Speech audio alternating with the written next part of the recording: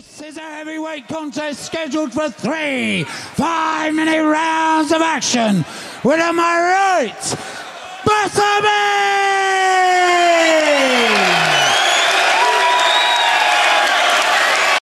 WrestleMania goes down one of two ways. One, he viciously, violently, sadistically beats him down. Two, Brock Lesnar simply Ronda Rousey's. Brock Lesnar, Randy Couture. Couture has the significant advantage in the striking game. What he calls the deep waters takedown. D'Souza is one of the best jiu-jitsu fighters in the world. Oh, big punches. Game plan. Oh, big knee. But answered by Couture. Again they connect. Midway point of round 2. Heavyweight title on the line. Couture is down. Brock Lesnar pounding away on Randy Couture. He's a short little shot. It is all over. Let's take a look at it again. Yeah, good call, Joe. Brock Lesnar! We go! Frank Mir commented on big right hand. Brock goes for the takedown and gets it. They have to make special gloves for this dude. First, Big so takedown. strong. Oh, mounts. This is bad. Passes guard. Brock Lesnar celebrates. Brock Lesnar! Can you see me now? Can you see me now? Look out, a lot of power. A high kick by Cabbage misses. Butterbean starts to try to tee off. Nice leg kick by Cabbage. This is what he needs to do. Stick and move like a boxer, land some leg kicks. I have no problems with the leg kicks. I'm just a little nervous with the overhand right. That's all I'm worried about. Absolutely. Butterbean got so much power. He's known as the king of the 4-round. And the one thing that's interesting, Rico, is bottom line with Butterbean, those are small 4-ounce gloves. I was going to say the exact same thing. I mean, a lot of power. He can generate so much power with the big boxing gloves. Those are small 4-ouncers. A lot of power in those hands. Did you not see Butterbean knock out Johnny Knoxville? Cabbage is, is the man. I want to see him protect himself. That's all. Oh, there they go. Oh, here's a big Larry Landless telling Butterbean to keep him high because looked like him and Maloney. Oh, good combination by Butterbean. Oh, another one. Cabbage cannot continue to eat those. Butterbean's going off now. Yeah, the Cabbage is just staying there and trading. Yeah, he is. Oh. And here we go. That right hand against Heath Herring. And he did it right there to Carwin. Have begun. Carwin with the uppercut. Big uppercut. Clips. Brock is covered. The knee by Carwin. Carwin has got Shane Carwin. Unbelievable. Unbelievable start for Shane Carwin. We've never seen him ever in a position even remotely close to this before. Oh, big elbows. Brock trying to get back to his feet. Carwin looking to explode again. There's the big shot. There it is. He's got him on his back. He's got an arm triangle. Mixed martial arts run. Oh, It is all over. It is all over. Winner by... This is a heavyweight contest scheduled for 3 5-minute rounds of action. With on my right, Butterbean!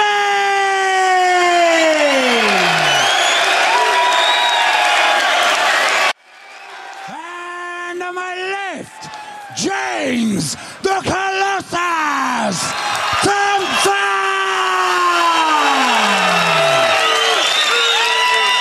And your referee in charge of the action is Grant Waterman. In the middle, guys. Here we go then. Any questions for me on the rules? Don't grab the cage when you're fighting, and don't kick or knee the head of a downed opponent unless I've called open guard. When I say stop, you stop. Let's touch gloves, get ready for war. Right back, guys. Whoa. I feel this is going to be a different fight to Butterbean Broughton. James has to be very careful. He's got a nice height advantage, which is great for the jab. But that overhand right of Butterbean's, we know, if that hits, it's going to knock you out. James has to be very careful and keep that left hand up high. That's a big if, and I think that there it is. There you go. There it is. Oh, that's about it. I mean, that's about it. Butterbean has done it. Thompson still looking for the takedown. I don't think he's quite aware. It's over. I don't think James realised.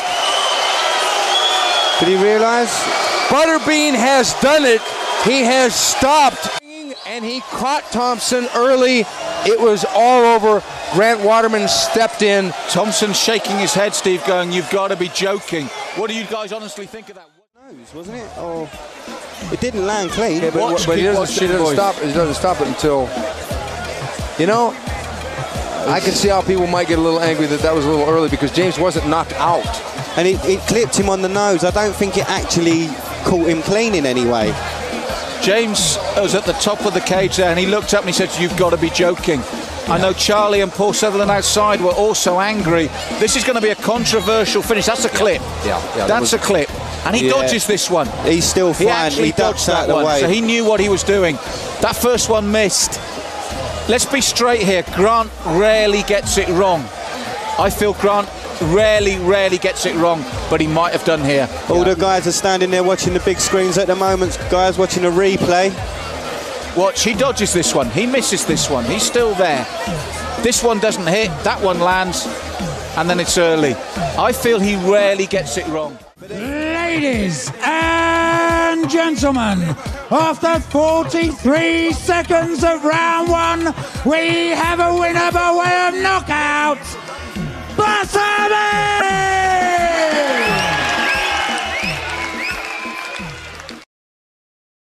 Frank Mir looks very calm and collected here. Frank is protecting his face with his hand, but he's bleeding, Mike.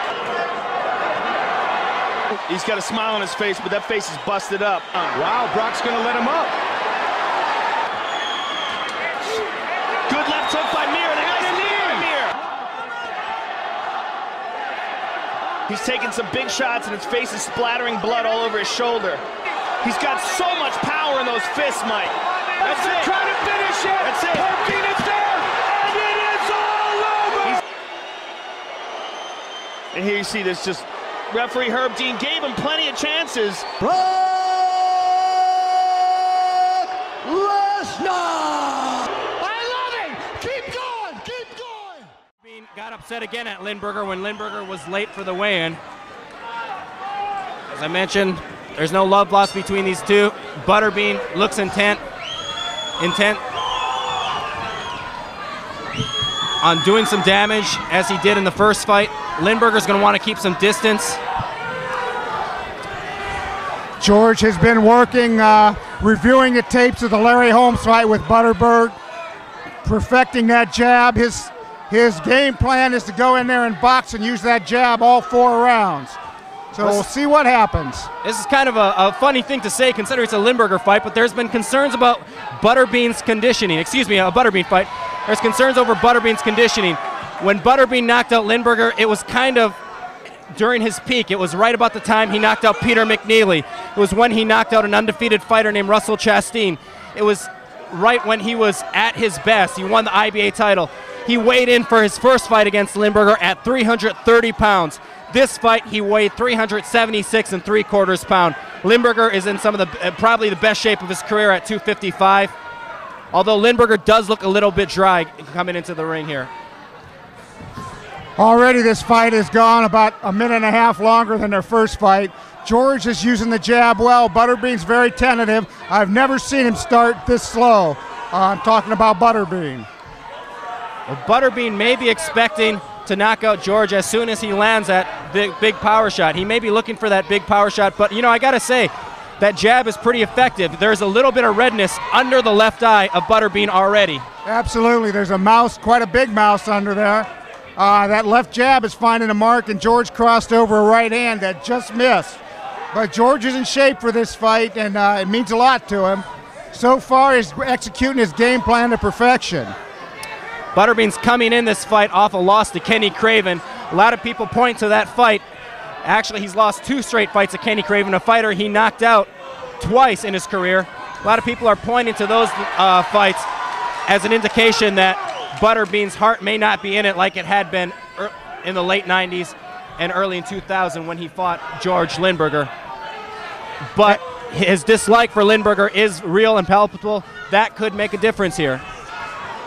We don't know how much those K1 and mixed martial arts bouts have taken out of Butterbean. Over the left eye of George Lindberger, that could play a big role here. It could. George has Mike LaQuatra, veteran world-class cut man in his corner for this fight. So I'm sure Mike will take care of that cut, but George got caught with a right hand. He may have been wobbled a little bit at the end. That jab working. Matchmaker Don Elbaum was involved in the show. As you mentioned, Don has a long history with Akron, Ohio. And he has also a history with both Butterbean and George Lindberger. Don Elbaum has said that he will offer Mike Tyson $2.5 million to fight George Lindberger, to come out of retirement and fight George Lindberger if he wins this fight. Now, there's no telling if that Mike Tyson would accept that offer, but that is something that George Lindberger has been fighting for some time now. He's been trying to get that fight with Mike Tyson. And ironically enough, so has Butterbean. Both of these fighters would like to get in with Mike Tyson. That jab is working, and Butterbean's doing a lot of posing, but George is hitting with about 6 straight left jabs. George's cut has remained closed. The mouth under Butterbean's eye is swelling shut. I don't think the mouse is quite that too bad just yet, but the cut doesn't look like it's bleeding right now too badly. There's a little trickle of blood, but Butterbean is not active enough to exploit it, and he's caught Lindberger with the right hand. I think he might have hurt Lindberger a little bit. Lindberger smiles, indicating it didn't hurt him, but you know, usually that means it did. There was some bad blood between these two, David, before their first fight. Butterbean felt George made a disparaging remark before the fight. They really don't like each other too much now. It was very tense at the press conferences, and an interesting fight here. George still continues to press that jab. Butterbean is loading up, trying to find a place for that right hand, but not doing much else. And George has said that he feels that any boxing expert, anybody who knows boxing, knows the first loss was a fluke.